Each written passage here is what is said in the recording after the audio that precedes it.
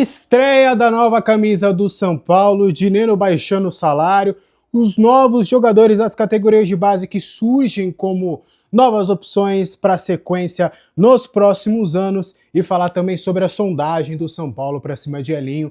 Senhoras e senhores, respeitável público, começando mais um vídeo aqui no meu canal para a gente falar sobre São Paulo Futebol Clube.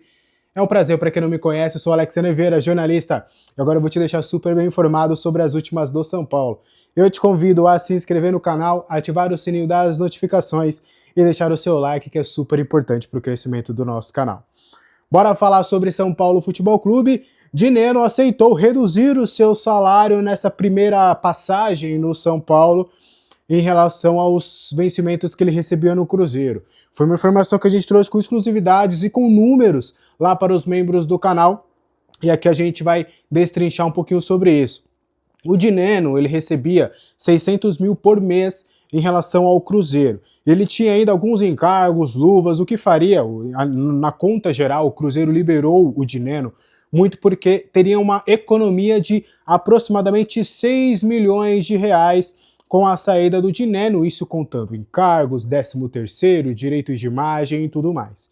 E aí, com essa rescisão contratual, o atleta deixou de receber isso e o Cruzeiro também deixou de pagar. Então é importante que a rescisão contratual do Dineno com o Cruzeiro, em tese, nada tem a ver com o São Paulo, porque foi um acordo entre Cruzeiro e atleta. E aí ele, livre no mercado, ele assinou com o São Paulo gratuitamente. O São Paulo não pagará nada em relação à rescisão contratual ou algo nesse sentido.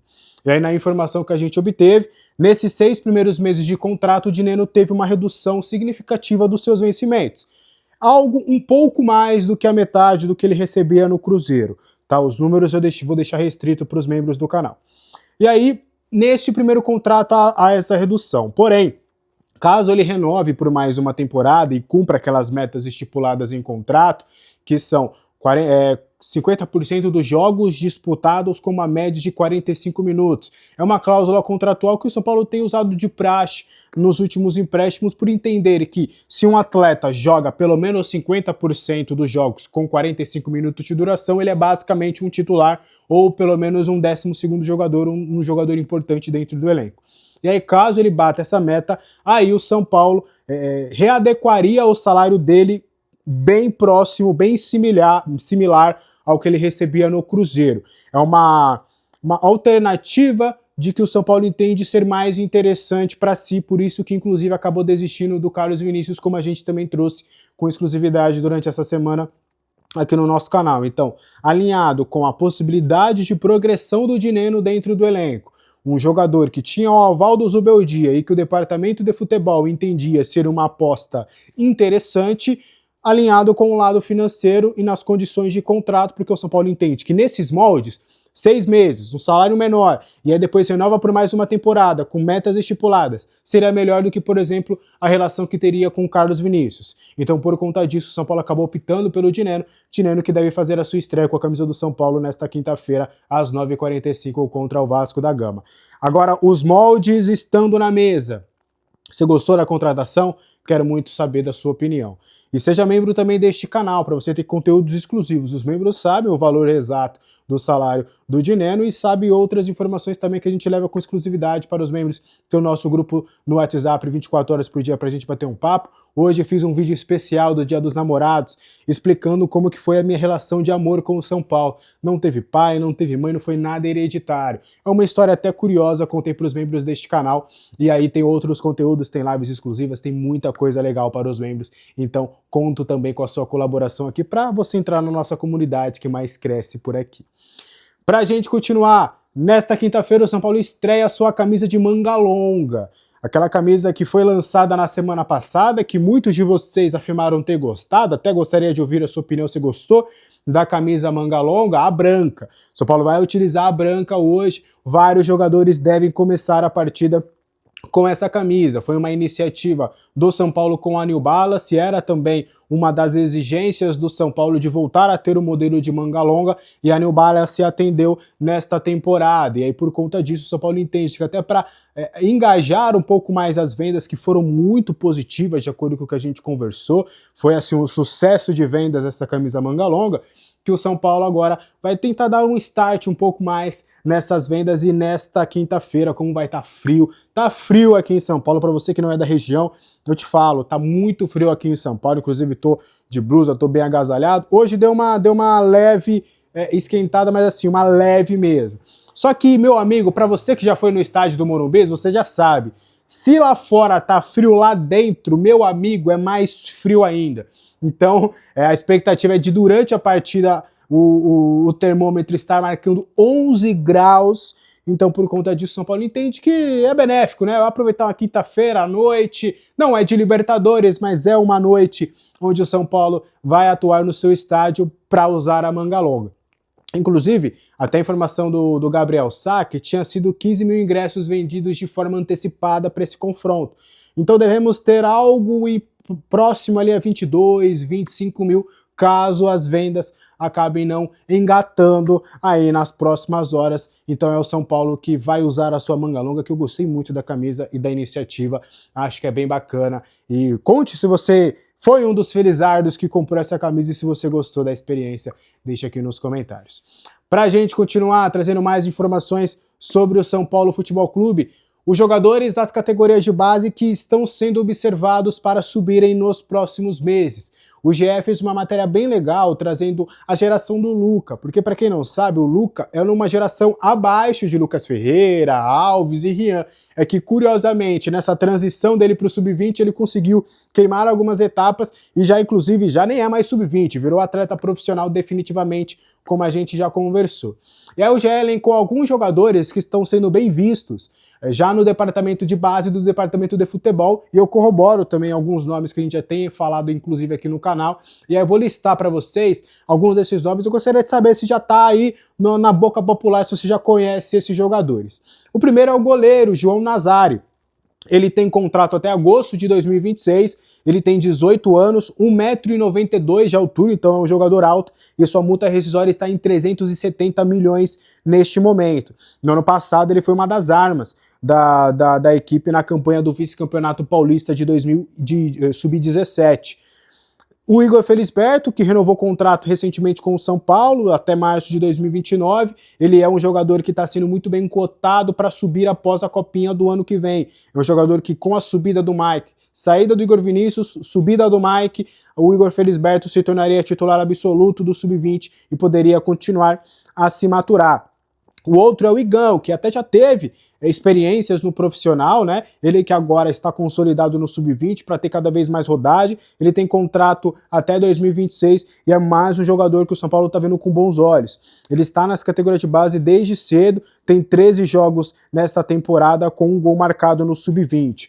O outro é o Hugo Martins, também zagueiro, tem contrato até agosto de 2026. Ele tem 18 anos, é o seu primeiro ano na categoria, também tem 13 jogos. Na temporada passada ele também foi um dos destaques do Sub-17. O outro é o Nicolas, lateral esquerdo, que recentemente renovou o contrato com o São Paulo, contrato até 2029. Ele não é só lateral esquerdo, tá? O Zubeldia iria adorá-lo, porque além de fazer muito bem a lateral esquerda, ele também joga um pouco mais na frente, numa função de meia pela esquerda, e também vai muito bem. É um lateral muito técnico, promissor. O São Paulo tem uma grande aposta também nele. O outro é o volante, Bezerra, ele tem contrato até janeiro de 2027, no ano passado, aos 17 anos. Ele até participou de alguns treinos no profissional, inclusive com o Zubeldia. Nessa temporada ele foi promovido ao Sub-20, disputou alguns jogos nessa temporada e também é muito bem cotado. O Bezerra, inclusive, pode até fazer uma função de zagueiro. O outro é o Pedro Ferreira, meio-campista, atualmente é o camisa 10 do Sub-20, renovou o contrato recentemente, a gente repercutiu aqui no canal, seu novo contrato é até 2029. É mais um jogador que o São Paulo vê com muitos olhos, olho nesse jogador que é muito bom tecnicamente. E por fim, o atacante TT, que também tem contrato até agosto de 2026, completou recentemente 18 anos e agora está começando a ter espaço no elenco profissional. É um jogador muito promissor, atacante de beirada de campo. Então essa nova safra, acostume-se. Se você gostou aí de Alves, Rian Francisco, Lucas Ferreira, também está vindo uma safra bem interessante que promete dar muitos frutos ao São Paulo. E o São Paulo aos poucos está conseguindo a renovação de contrato de alguns deles. Tenho conversas com outros atletas já para conseguir essas renovações, mas são atletas para você já começar a ficar de olho. E com certeza a maioria deles aqui que eu citei deve estar na próxima Copinha do São Paulo e a gente vai torcer para que tudo dê certo e o São Paulo revele cada vez mais jogadores. Antes da gente fechar, aqui embaixo tem o link da Ola Esportes para você me ajudar. Eu vou rapidinho aqui para você. Nesse dia do amor, retribua esse amor aqui para mim. Estamos na nossa terceira semana de parceria com a Ola Esportes. A princípio ia ser só um vídeo por semana, mas eu tô sempre falando pra gente conseguir esse parceiro por mais tempo. A gente vai pra quarta semana, na quarta semana eles vão dar uma olhada, vão ver se o link foi muito bem utilizado, se as pessoas criaram conta e tudo, e é tudo gratuito lá na Ola Esportes. Então só de você clicar já me ajuda. Se você quiser conhecer o aplicativo e até criar sua conta grátis, também já vai me ajudar bastante para depois a gente ter bons números para a gente convencê-los a ficar aqui por mais tempo. Na Ola Esportes vai poder ver todos os jogos ao vivo. O jogo São Paulo e Vasco, por exemplo, vai estar ao vivaço lá na Ola Esportes, com imagem, com narração, com tudo bonitinho. Tem alguns jogos que não tem narração, por exemplo, Libertadores, mas todos os jogos do São Paulo estão ao vivo lá na Ola Esportes, de todos os jogos do mundo. Você não precisa mais ficar pagando uma sequência de streams aí, é só clicar ao vivo e de graça na Ola Esportes para você acompanhar todos os jogos. E ainda tem notícias, tem muita coisa lá, te convido a conhecer o aplicativo.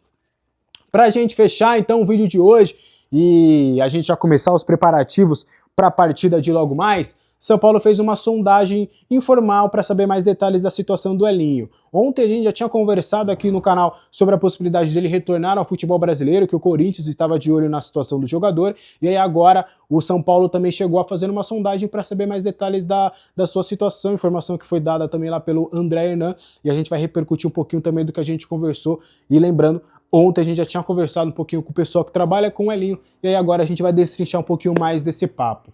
O Elinho tem até um desejo de voltar ao futebol brasileiro, seja para jogar em Corinthians, Vasco, Botafogo, São Paulo. Ele tem um interesse porque ele não está se adaptando muito bem lá no futebol mexicano.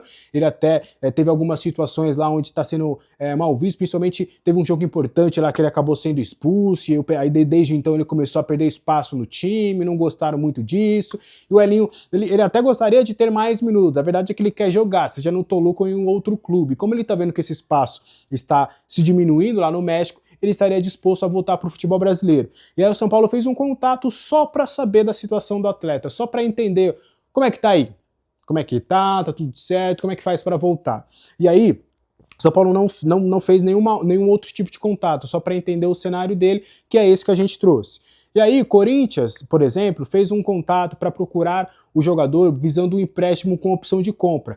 Porém, o Toluca não vai fazer negócio nesse quesito. Por quê? Há um ano atrás, o Toluca pagou 15 milhões de dólares. Então, ele quer reaver pelo menos parte dessa quantia que foi investida. Então, para tirar o Elinho do Toluca somente pagando, somente em cash. E a gente sabe, eu preciso falar alguma coisa? Se o Toluca quer dinheiro para vender o Elinho, e o São Paulo, caso queira contratar o Elinho, o que vai acontecer? Não vai acontecer nada, porque o São Paulo não vai investir dinheiro, não tem grana hoje no seu orçamento para fazer investimentos desse porte. Se até fosse um empréstimo com opção de compra, poderia até rolar alguma possibilidade, mas nesse momento está completamente fora de cogitação qualquer situação, qualquer possibilidade de contratação do Elinho para essa sequência da temporada. O São Paulo até fez uma consulta, mas nada passou disso, tá bom? Um abraço para todo mundo, lembrando, a partir das 8h25 estarei ao vivo aqui no canal para o nosso pré-jogo, para a gente bater um papo, trazer as últimas informações, escalação e o esquenta. O pessoal da Rádio Fute Mais estará ao vivo diretamente lá do estádio do Morumbi.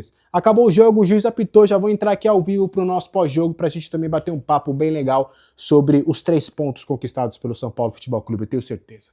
Combinado? Um abraço para todo mundo, bom jogo para nós, que venham os 3 pontos e a gente pode ir para essa pausa da Copa do Mundo de Clubes um pouco mais tranquilos. Um abraço para todo mundo, até a próxima.